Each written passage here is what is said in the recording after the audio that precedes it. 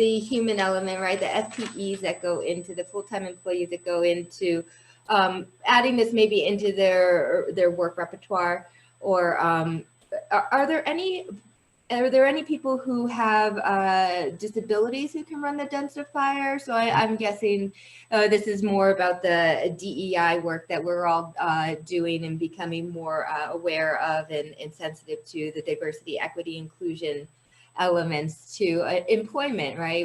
Workforce is a big deal right now, and we want to make sure that we are helping everyone. So what a great question. Yeah, great question, guys. Thank you.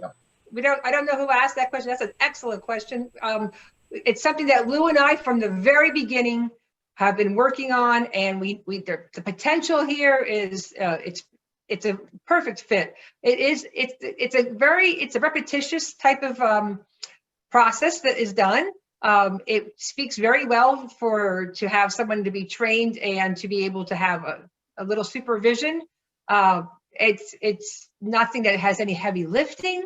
It works well for all kinds of environment, whether you're inside or in a shipping container, using a shipping container, and it works well for a group. So Lou, I want you to speak about, and I don't know how much time we have on this, but you could talk about the different, who we've approached and who's approached us on this. Right, exactly. We were fortunate to be part of a competition in New York City 2 years ago. Yeah. What was called the Curb to Market Challenge, put on by a private individual passionate about recycling. He part-time New Yorker who says, why is an Adirondack chair not made in New York? An Adirondack chair is made through the cycle of events. The material has to go to China to come back again. And so we put this challenge up to try to get more materials out of the waste stream.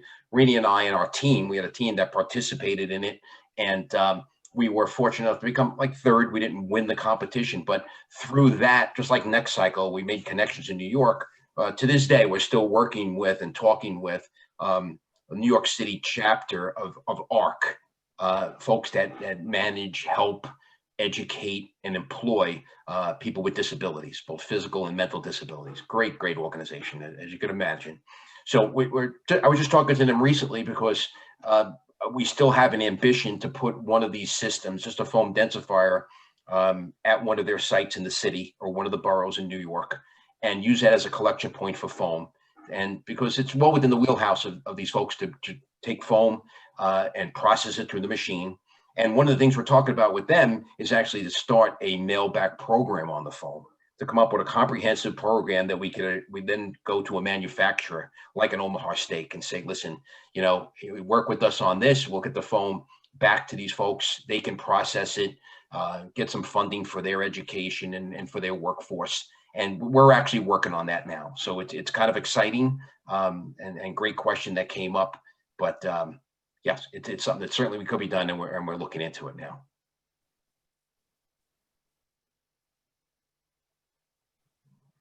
Wonderful. Thank you. Oh, if I could add this, Kristen, if you don't mind. Mm-hmm. The COVID medicine will be shipped in a foam box. There are millions and millions of foam boxes that are going to be produced or produced already. I don't know, from what I read real quick on the Pfizer project, that these foam cooler boxes will be recyclable and used over and over again. But I guess at the end of the day, there will be an end of life.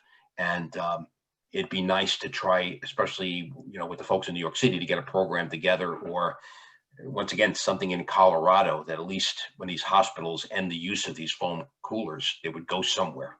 Because right now, at least in the state of Colorado, very limited opportunities to recycle that material. Don't know enough about it, so I don't want to sound an alarm on something, but I know that, that's the properties of foam. The properties of foam is it keeps things cold, and it keeps things cold very well, more than any other product.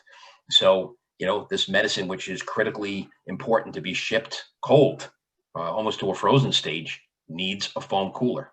So maybe there's some way we can work with the end of life with that material. Be nice. Yes.